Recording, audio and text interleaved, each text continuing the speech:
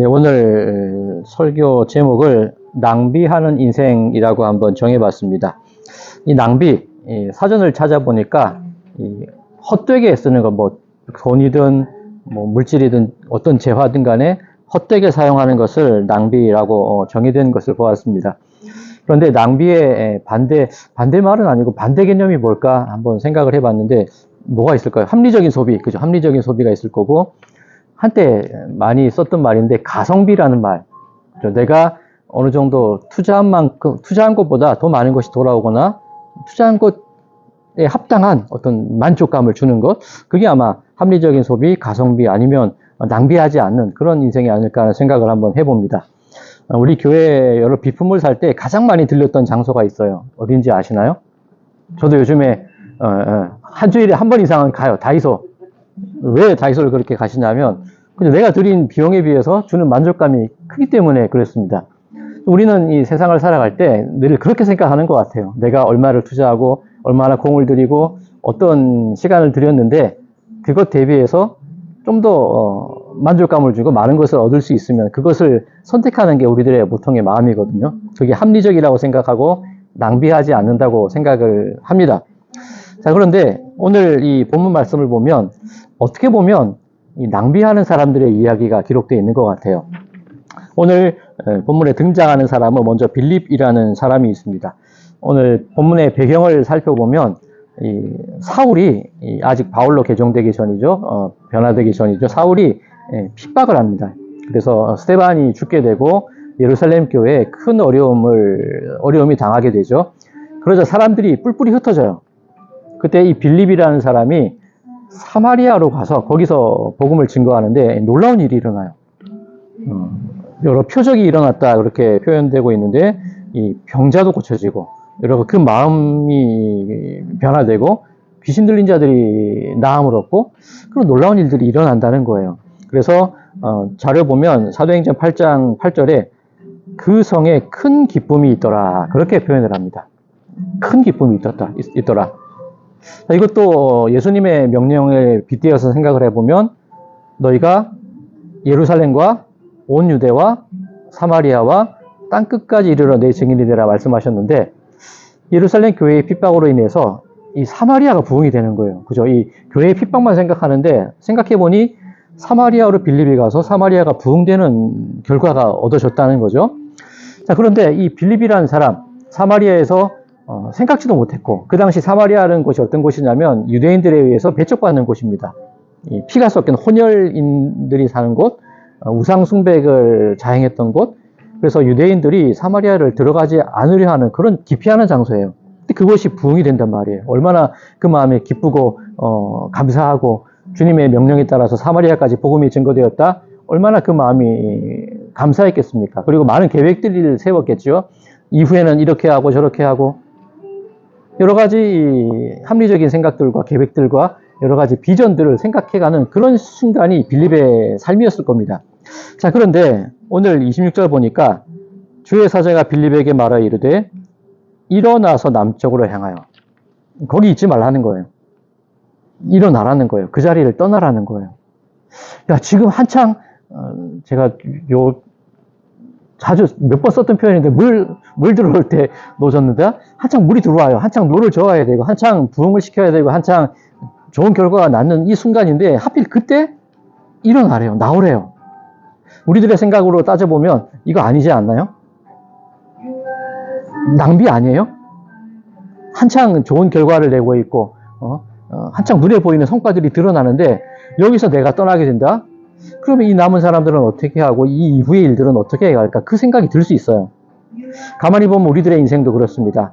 한창 내가 잘 나갈 때, 한창 무언가를 준비해 놓을 때, 그때 기왕이면 나를 좀 써주시지.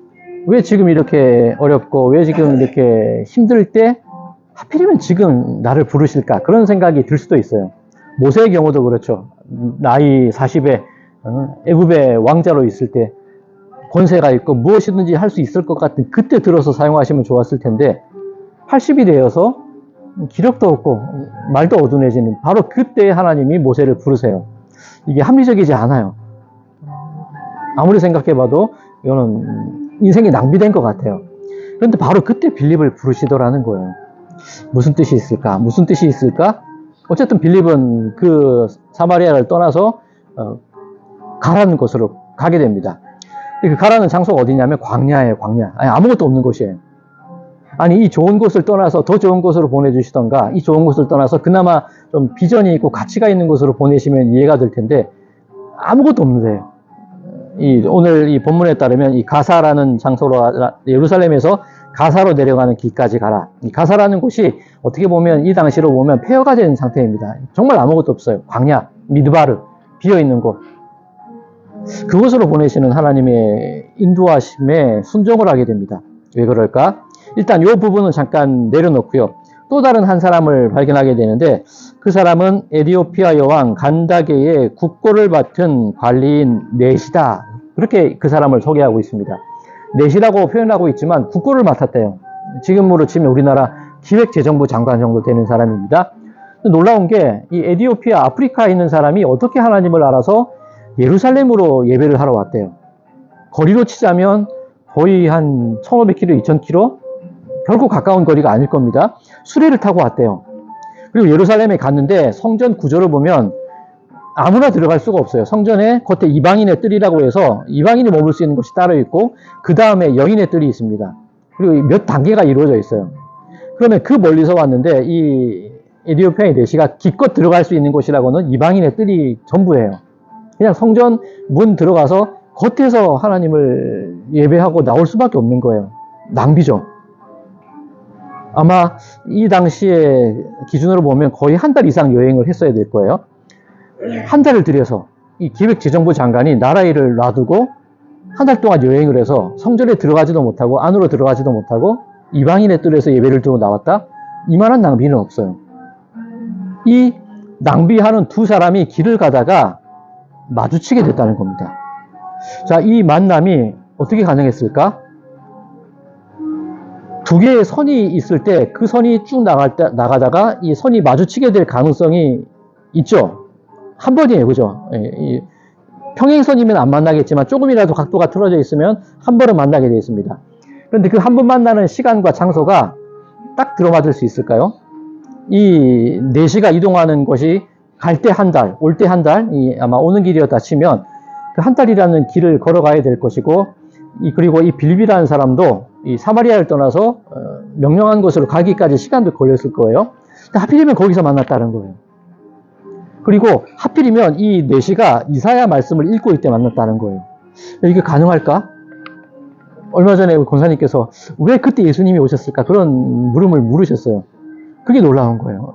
우리로서는 이해가 되지 않지만 내가 가는 길과 그분이 오는 길이 마주치는 그 순간이 하필이면 그때 그 시간 그 장소에 딱 맞아 떨어질 수 있는 확률로 치자면 얼마 되지 않을 거예요. 그런데 놀라운 것은 하나님은 그렇게 우리들의 삶을 인도하고 계시더라는 겁니다. 자, 이 낭비하는 두 사람들 만나서 무엇을 하고 있었을까? 보니까 이 넷이라는 사람이 이사야의 말씀을 읽고 있었다. 그렇게 되어 있습니다. 그런데 오늘 본문 29절을 보니까 성령이 빌립더러 이르시되 이 수레로 가까이 나아가라 하시거늘 30절 빌립이 달려가서라는 구절이 있습니다. 제가 오늘 시를 하나를 찾았어요. 또 이상한 소리 하는 거 아닌가 싶으실 건데 정말 좋은 시를 하나 찾았는데 제가 읽어드릴게요. 내가 필요할 때 나를 불러줘. 언제든지 달려갈게. 낮에도 좋아 밤에도 좋아 언제든지 달려갈게. 자, 이 시의 하이라이트는 이거예요. 당신을 향한 나의 사랑은 특급 사랑이야. 태평양을 건너 대서양을 건너 인도양을 건너서라도 다 함께 당신이 부르면 달려갈 거야.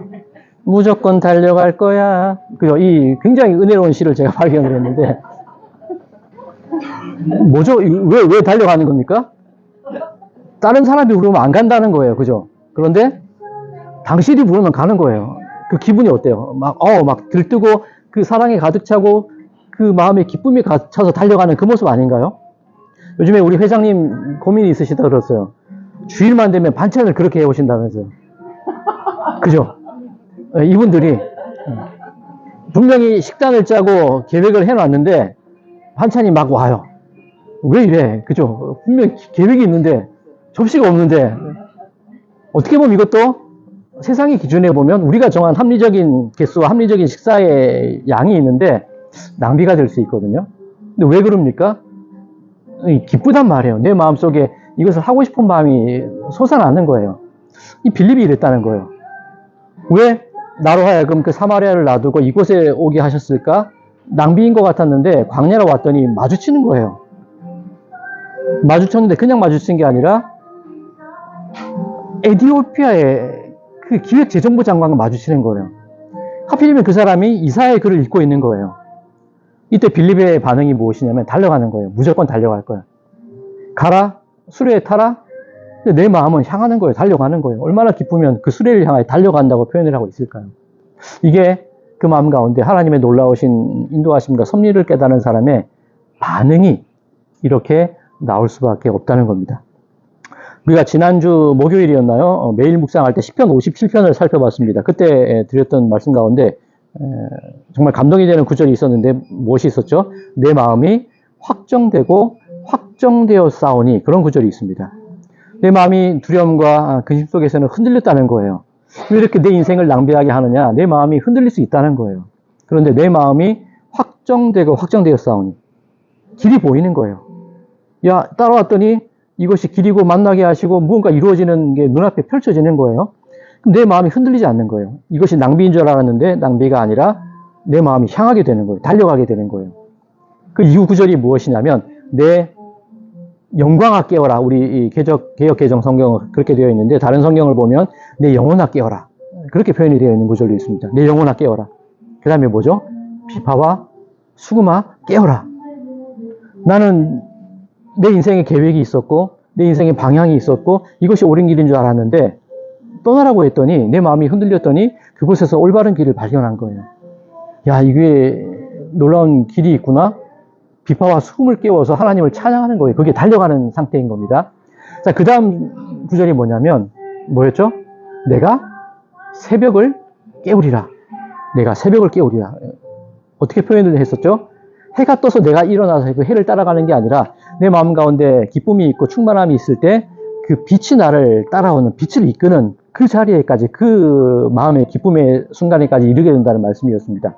오늘 이 에티오피아의 내시 같은 경우는 어떻습니까? 빌립 같은 경우는 어떻습니까? 아까 예수님의 명령에 따라 예루살렘과 온 유대와 사마리아와 땅끝까지 이르러 복음이 증거되어야 된다고 말씀하셨죠. 자, 한창 빌립은 사마리아에 머물러 있어요. 그리고 나름의 계획을 세웠을 겁니다. 이렇게 부흥이 되니까 이 다음 순서는 땅끝까지 갈 수 있겠네. 그 마음을 품었을 수도 있습니다. 그런데 내가 땅끝까지 가려면 얼마나 힘들어요. 교통편도 시원치 않고 준비해야 될 것도 많고 인원도 채워져야 되고 선교단이 꾸려져야 되는 거예요. 자, 그런데 에티오피아가 어떻게 보면 아프리카, 내가 갈 수 없는 땅끝과 같은 곳입니다. 내 인생이 낭비하는 줄 알았는데 그 길을 따라갔더니 땅끝이 나에게 오는 거예요. 내가 새벽을 깨우리라. 내가 새벽을 깨우리라. 새벽이 일어나서 그 빛 때문에 내가 뒤늦게 일어나는 것이 아니라 내가 내 마음이 확정되어지고 수금과 비파와 내 영혼을 깨웠더니 빛이 나를 따라오는 거예요. 땅끝이 내 앞으로 다가오는 거예요. 이게 하나님의 놀라운 계획인 줄로 믿습니다. 자, 우리가 살아가는 삶의 길도 그래요. 이곳에 무슨 것이 있을 수 있겠어? 왜 이곳으로 보내졌을까? 이곳에서 뭘 할 수 있겠어? 예산도 부족하고 시스템도 부족하고 시설도 부족하고, 그런데 그게 아니라는 거예요. 그 속에서 내 마음이 확정되어지고 그 가운데에서 내가 새벽을 깨우리라는 강력한 믿음의 고백이 있다면 새벽이 오는 거예요. 땅끝이 우리들에게 다가온다는 거예요. 자, 우리가 살아야 될 인생의 방향이 이 길이 되어야 되지 않을까, 그런 마음을 품어봅니다. 자, 하필이면 이사야의 글, 바로 고난받는 종 예수 그리스도에 대한 놀라운 고백의 이야기를 이 내시가 읽고 있는 거예요. 성전에 들어가서 이방인의 뜰에서 그 먼 곳에서 하나님을 바라보던 이 사람의 그 마음의 간절함이 왕복 2달이라는 그 인생을 낭비하면서 살아왔던 그 순간이 바로 하나님으로 하여금 빌립을 보내게 하시고 그곳에서 예수 그리스도라는 분을 알게 하시는 놀라운 결과로 이어진 사실을 보게 됩니다. 사랑하는 성도 여러분들, 우리들 좀 낭비하며 살아야 될 것 같습니다. 세상의 기준에서 보면 뭐 하는 짓이야? 저게 뭔 일이야? 왜 하필이면 저렇게 하고 있어? 근데 우리들이라면 기꺼이 우리들의 인생을 이런 식이라면 한번 낭비해보는 것도 좋지 않을까. 그런 마음을 품어봅니다. 그리고 그 길을 걸어갈 때 당신이 부르시면 달려갈 거야. 무조건 달려갈 거야. 그럼 기쁨 가운데 충만되어져서 우리들이 가야 할 그 낭비의 길을 향해서 정말 기분 좋게 달려나가시는 모든 분들의 삶이 되시기를 간절히 소망합니다. 그렇게 될 때 우리들 땅끝이 우리들에게 다가오는 놀라운 경험도 하게 될 줄로 믿습니다. 그 기쁨, 그 놀라움, 그 하나님의 섭리, 경륜, 그것을 경험해 나가시는 모든 분들의 삶이 되시기를 주님의 이름으로 간절히 축원드립니다.